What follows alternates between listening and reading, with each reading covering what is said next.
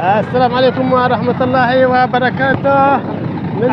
من تدشين طريق باتيس يافع رصد البعوث. نلتقي اليوم مع الدكتور حمود السليماني وكيل محافظة أبين.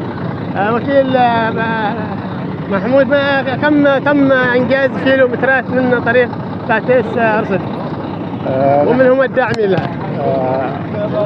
فرصة سعيدة اليوم أن نلتقي في سنحة في طريق باتيس رصد وتدشين أسفلت 7 كيلو من الكيلو 23 إلى الكيلو 30 تقريبا، على نفقة سعادة نائب رئيس مجلس قيادة الرئاسة الأخ عبد الرحمن أبو زرعة.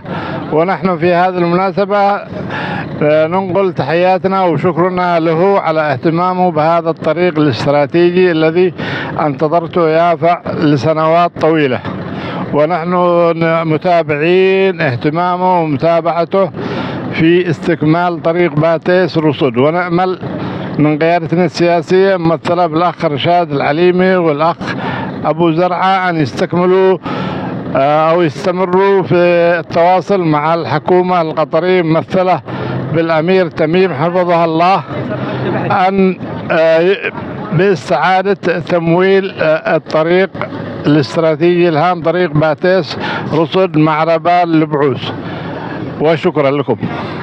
شكرا تكلم.